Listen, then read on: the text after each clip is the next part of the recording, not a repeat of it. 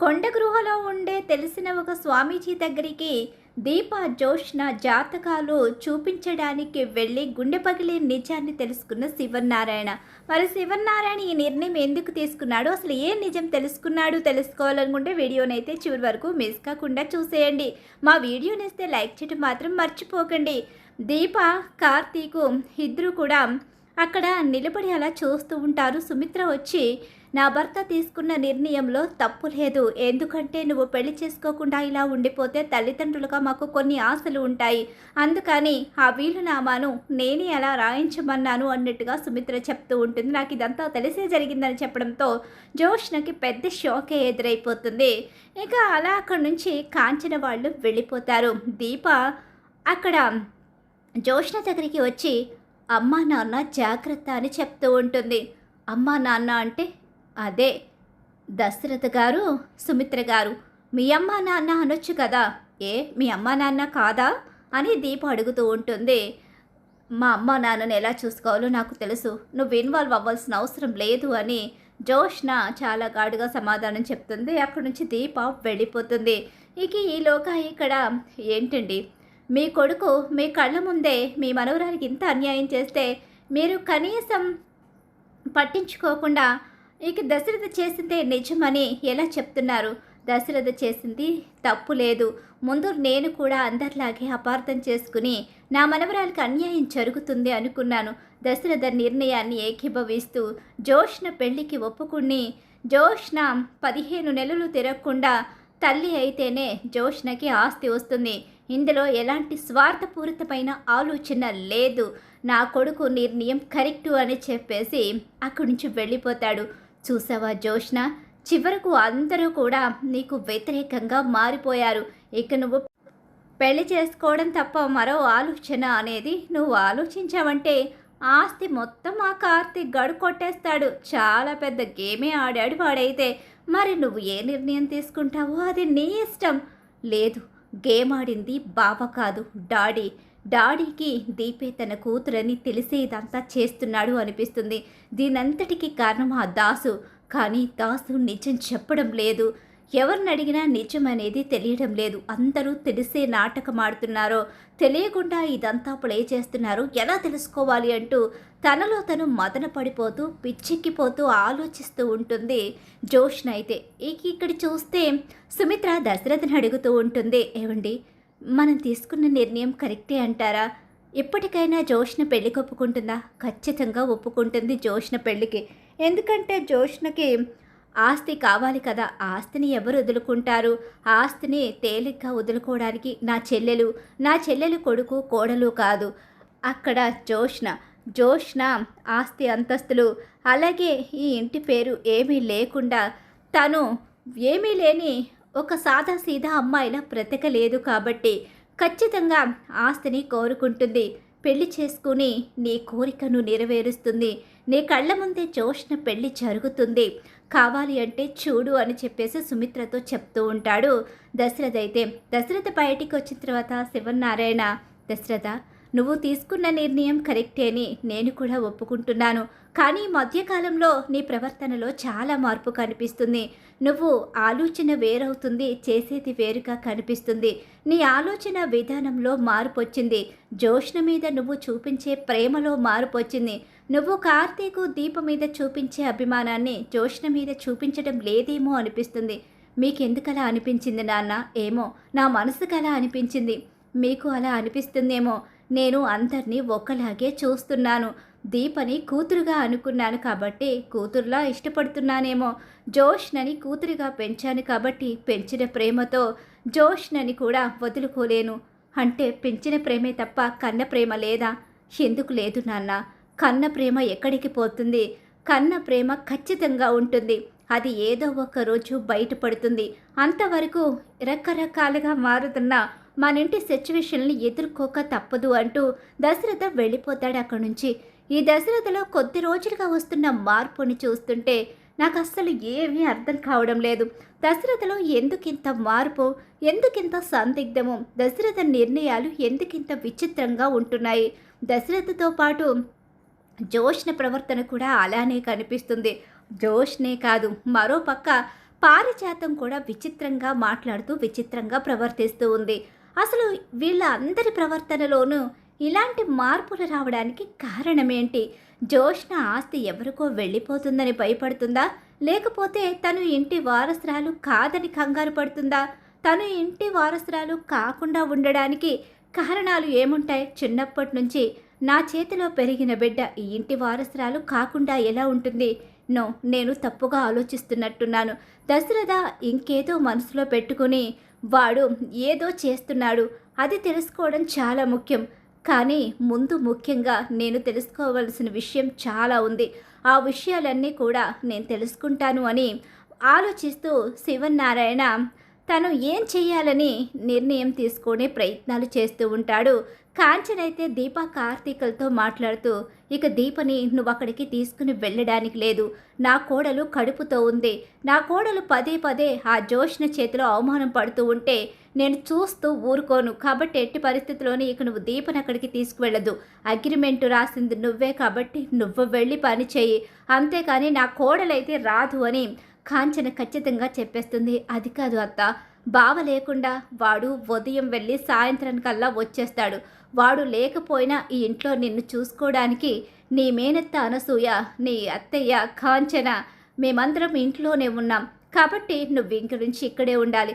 ఇప్పుడైనా నేను చెప్పినట్టు విను దీప అని చెప్పంటూ ఉండగానే, చెల్లమ్మ చెప్పినట్టు వినొచ్చు కదా దీప, ఇప్పటి వరకు నీకు నచ్చినట్టు చేశావు. కడుపు తీయించుకోవడానికి, కడుపులో బిడ్డని చంపుకోవడానికి కూడా వెనకాడలేదు.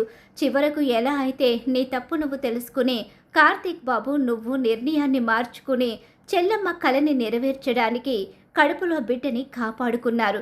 మీరెందుకు ఆ నిర్ణయం తీసుకున్నారో, అసలు ఎందుకు రకరకాలుగా మీ ఆలోచనలు మారిపోతున్నాయో, ఆ ఇంట్లో పదే పదే వెళ్ళి ఎందుకు అవమానాలు ఎదుర్కొంటున్నారో, అసలు ఆ ఇంటికి మీరు ఎందుకు వెళుతున్నారో కూడా మాకు అర్థం కాని అయోమయం పరిస్థితిలాగే ఉంది.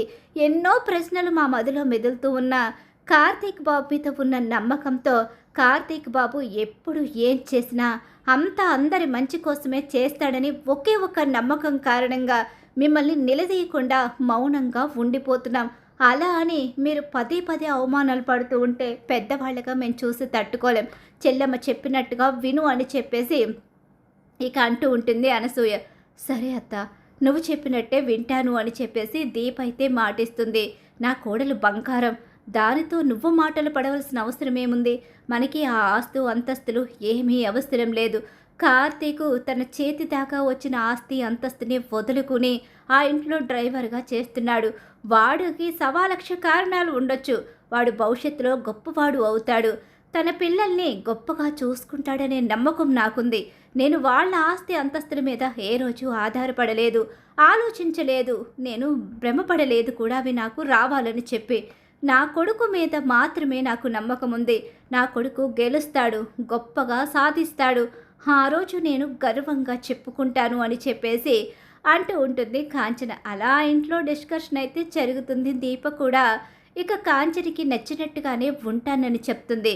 దాంతో కార్తీక్ కూడా చాలా హ్యాపీగానే ఫీల్ అవుతాడు. ప్రస్తుతం దీప అక్కడికి రాకుండా ఉండడమే కరెక్టు. జోష్న కళ్ళన్నీ దీప మీదే ఉంటున్నాయి. ఏ పక్క నుంచి ఎలాంటి ప్రమాదం తీసుకొస్తుందో తెలియదు. అందుకనే ఇప్పుడున్న పరిస్థితిలో దీప అక్కడికి రాకుండా ఉంటేనే నేను ఆ జోష్నని ప్రతి నిమిషం కనిపెట్టుకుంటూ అసలు ఏం చేయబోతుందో నేను కూడా ఒక ఆలోచనకి రావడానికి ఉంటుంది. తన ప్రతి స్టెప్ తెలుసుకుంటూ ఉండాలి. తను ఏ నిమిషంలో ఎలాంటి స్టెప్ తీసుకుంటుందో తెలియదు. తను అసలు ఆ ఇంటి వారసురాలే కాదు అని ఇక అవ్వనా కాదా అని కన్ఫ్యూజన్లో ఉంది. కాబట్టి కాదనే నిజం ఒకవేళ పూర్తి క్లారిటీ వచ్చేస్తే మాత్రం ఇక తన ఆలోచనలే మారిపోతాయి. తన ఆలోచన విధానంలో ఎవరిని చంపుతుందో, ఎవరిని కాపాడాలనుకుంటుందో కూడా చెప్పలేం. కాబట్టి నేను అక్కడే ఉండాలి అని చెప్పేసి అనుకుంటూ ఉంటాడు కార్తీక్ అయితే. అలా కార్తీక్ ఆలోచించుకుంటూ ఉంటాడు. ఇక్కడ శివనారాయణ అయితే మాత్రం తను ఒక ఫోన్ కాల్ అయితే చేస్తాడు. అవతల ఇక ఒక స్వామీజీ దగ్గర ఉండే ఒక అతను ఫోన్ అయితే లిఫ్ట్ చేస్తాడు. నాకు అపాయింట్మెంట్ కావాలి, నేను శివనారాయణని అని చెప్పనేసరికి, శివనారాయణ గారు మీరా?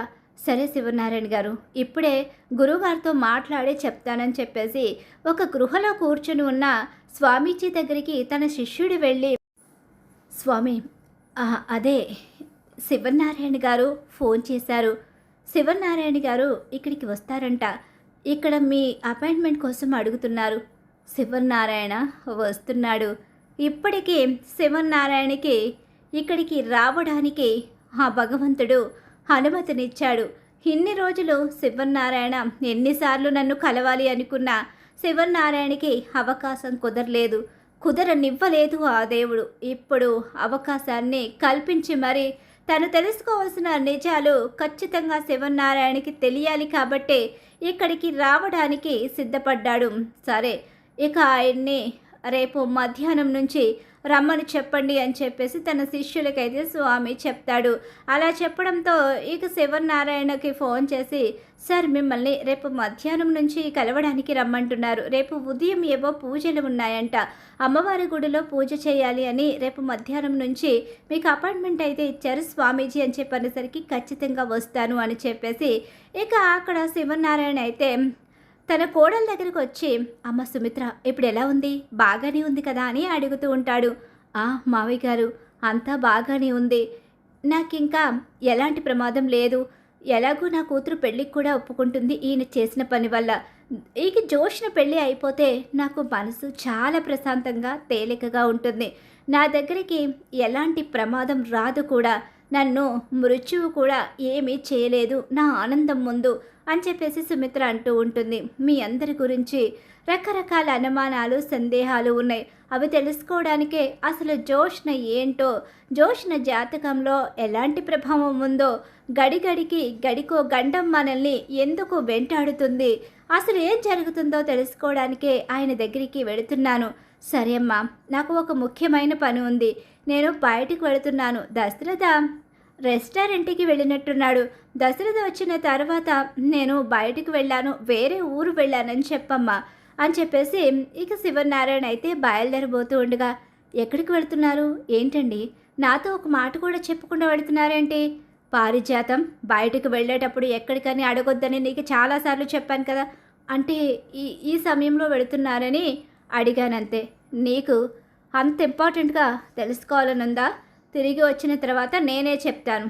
నేను వెళుతున్నాను, నేను ఈ నైట్కో లేకపోతే రేపు ఉదయానికో వస్తాను, మీరు నా గురించి ఎదురు చూడని అవసరం లేదు, భోజనాలు చేసేయండి అని చెప్పేసి అక్కడికి వెళ్ళిన తర్వాత పనిని బట్టి సాయంత్రం కాల్ చేస్తానని చెప్పేసి శివనారాయణ ఎక్కడికి వెళుతున్నాడో చెప్పకుండా బయలుదేరిపోతాడు. ఈలోగా పారిజాతం వెనకాల అనుకుంటూ ఉంటుంది, ఈ ముసలోడు ఎక్కడికి వెళుతున్నాడు, అసలు ఈ ముసలోడు ఎంత సీక్రెట్గా వెళుతున్నాడేంటి, సర్లే ఏ రెస్టారెంట్ పని మీద వెళ్తున్నాడేమో, ఇవన్నీ నాకు ఎప్పుడూ చెప్పడు కదా, ఈరోజు కొత్తగా ఆలోచించేదేముందిలే అని చెప్పేసి అక్కడి నుంచి పారిజాతం అయితే వెళ్ళిపోతుంది. అలా వెళ్ళిపోయిన తర్వాత ఇక్కడ చూస్తే బయలుదేరుతాడు. తనలో ఎన్నో సందేహాలు మెదులుతూ ఉంటాయి, తను రకరకాలుగా ఆలోచించుకుంటూ ఉంటాడు. ఈలోగా దశరథ ఇంటికి వచ్చేసరికి సుమిత్ర అయితే, మీ నాన్నగారు ఏదో ఊరు వెళుతున్నానని చెప్పారు, ఈ నైట్కి లేకపోతే రేపు ఉదయానికల్లా వస్తానని చెప్పారు, పనిని బట్టి బయలుదేరుతానని చెప్పారు, ఆ విషయం మీకు చెప్పమని చెప్పారు. సరే, అసలు నాన్న ఎక్కడికి వెళ్ళాడు, నాన్న ఎక్కడికి వెళ్ళినా పలానా ఊరు వెళుతున్నానని చెప్పే కదా వెళ్తాడు, కానీ చెప్పకుండా వెళ్ళడం ఏంటి, సరేలే వచ్చాక నాన్నే చెప్తారులే అని చెప్పేసి దశరథ ఆలోచించుకుంటూ సరే అని చెప్పేసి ఇక అతను అనుకుంటూ ఉంటాడు. శివనారాయణ బయలుదేరి వస్తూ ఉంటాడు. దారి పొడవుతా కూడా ఇంట్లో జరుగుతున్న సిచ్యువేషన్లే తన మైండ్లో తిరుగుతూ ఉంటాయి. దశరథ ప్రవర్తన, కార్తీక్ ప్రవర్తన, దీప మాటలు, జోష్న ప్రవర్తన, జోష్నతో పాటు అక్కడ పారిజాతం నా మనవరాలు అంటూ హాస్పిటల్లో పరిగెట్టిన విషయం, ఇవన్నీ కూడా తన చుట్టూ తిరుగుతూ ఉంటాయి. ఇక అలా ఆలోచిస్తూనే ఆ కొండ గృహ వైపు రానే వస్తాడు. అలా వచ్చేసేసరికి ఇప్పుడు స్వామి అక్కడే ఉన్నారా? ఉన్నారు, మీకోసమే ఎదురు చూస్తున్నారు, వెళ్ళండి అని చెప్పి శిష్యుడైతే లోపలికి పంపిస్తాడు. అలా వెళ్ళేసరికి నమస్కారం పెట్టి కూర్చొని, ఏ శివనారాయణ స్వామి, ఎన్నోసార్లు రావాలి అనుకున్నాను కానీ రాలేకపోయాను. లేదు, నువ్వు రాలేకపోలేదు, ఆ భగవంతుడు నిన్ను ఇప్పటికీ వచ్చే అవకాశాన్ని కల్పించి ఇప్పుడు నువ్వు తెలుసుకోవాల్సిన విషయాలు ఇప్పుడు బయటపడాలి అని చెప్పి రాసి పెట్టుంది. అందుకనే నువ్వు ఇన్ని రోజులు ఎంత ప్రయత్నించినా నువ్వు రాలేకపోయావు. తలరాతలు మార్చేసిన వాళ్ళ తలరాతల గురించి తెలుసుకోవాలి అంటే ఇక గత జన్మ విషయాలు తెలుసుకుని గత జన్మలో జరిగిన పుణ్య పాప ఫలితాల కారణంగా ఇప్పుడు రకరకాలుగా మారిపోయాయి. అసలు ఏ పని మీద వచ్చావు చెప్పు శివనారాయణ అని చెప్పి అంటూ ఉండగానే దీప జాతకాన్ని జోష్న జాతకాన్ని ఇద్దరి జాతకాన్ని తీసుకొస్తాడు.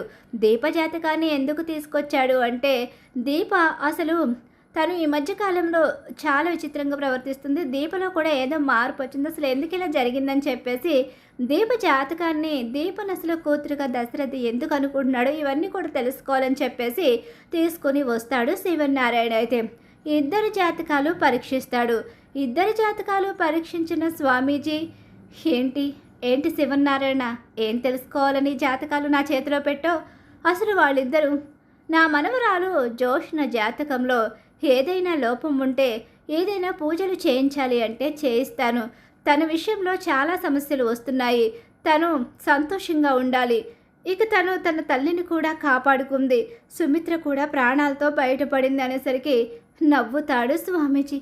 ఏంటి స్వామి నవ్వుతున్నారేంటి? కూతుర్ని ఇక నువ్వు మార్చేసి చెప్తూ మనవరాల గురించి మార్చి చెప్పడం ఏంటి స్వామి? అసలు మీరేం మాట్లాడుతున్నారో నాకు అర్థం కావడం లేదు. నేను తీసుకొచ్చింది నా మనవరాలు జోష్న జాతకం, అలాగే నా కూతురి కోడలు దీప జాతకం. వీళ్ళిద్దరి జాతకాన్ని చూసి దీపకు పుట్టబోయే బిడ్డ విషయంలో మీరు అసలు ఏం జరుగుతుందో చెప్పాలి. అలాగే జోష్నకు పెళ్లి విషయంలో అసలు జోష్న జాతకంలో రకరకాల సందేహాలు, ఇవన్నీ ఏంటో చెప్పాలి. బోన్ మ్యారో ఇచ్చి అమ్మని కాపాడుకుంది కూతురు అన్నావు. కూతురు పేరు జోష్న అని చెప్పు. జోష్న కాదు కాపాడింది దీప. దీపే నీ ఇంటి అసలు వారసురాలు. జోష్న నీ ఇంటి వారసురాలు ఎందుకు అవుతుంది? నీ భార్య మొదటి సంతానం కూతురు జోష్న. నీ భార్య చేసిన కుట్ర కారణంగా నీ ఇంట్లో చాలా పెద్ద అన్యాయం జరిగింది. కానీ ఇంతవరకు ఆ భగవంతుడు పూర్వజన్మ పుణ్యఫలం కారణంగా, ఇక గత జన్మలో రుణానుబంధం కారణంగా జోష్న మీ ఇంట్లో పెరిగింది. దీప ఇక పూర్వజన్మలో చేసుకున్న పుణ్య పాప ఫలితాల కారణంగా అనాథగా ఒంటరిగా పెరిగింది. కానీ ఇప్పటికీ పాప పుణ్యాల లెక్క తీరిపోయింది. ఎవరి స్థానం వాళ్లకు రావాల్సిన సిచ్యువేషన్లు ఏర్పడ్డాయి. అందుకే నువ్వు నా దగ్గరికి జాతకాలు పట్టుకొని వచ్చావు. ఇప్పటికి నిజం చెప్పమని ఆ భగవంతుడు నా నోటి వెంట ఈ నిజాన్ని ఇప్పుడు నీ దగ్గర తెలిసేలా చేశాడు. అసలు రహస్యం అయితే ఇదే. ఈ జాతకురాలు నీ కుటుంబాన్ని అంతం చేస్తుందే తప్ప నీ కుటుంబానికి ఎప్పటికీ ప్రేమ పంచదు. నీ అసలు మనవరాలు దీపాన్ని చంపడానికి ఈ జోష్న వెనకాడదు. నువ్వే నీ మనవరాల్ని కాపాడుకుని తన కుట్ర నుంచి తన ద్వేషం నుంచి బయటపడేసి నీ విషయంలో నీ కుటుంబ విషయంలో తప్పులు చేసిన నీ భార్యని అలాగే నీ మనవరాలు కాని మనవరాల్ని నువ్వు ఎలా శిక్షిస్తావో అది నీకే వదిలేస్తున్నాను. కానీ తనను కన్న తండ్రి ఎంతో గొప్పవాడు. తన కూతురికి అన్యాయం జరుగుతుందని తెలిసినా సరే నీ ఇంటి వారసురాల్ని నీ దగ్గరకు చేర్చడం కోసం తన కూతురు చేతిలోనే ప్రాణాపాయ స్థితిలో ప్రాణాలు పోయే పరిస్థితిని కూడా తెచ్చుకుని ప్రాణాపాయ స్థితి నుంచి బయటపడ్డాడు. అదే జోష్న కక్ష. నిజం తెలిసిన జోష్న ఎన్నో విధాలుగా నీ వారసురాల్ని చంపడానికి చూసింది. పసిబిడ్డగా ఉన్నప్పుడే నీ భార్య చంపాలని చూసింది. కానీ తనకి ఆయుష్ ఉంది. మీ దగ్గరికి చేరడానికి తనకి అనుమతి ఉంది కాబట్టే తను బ్రతికి బయటపడింది.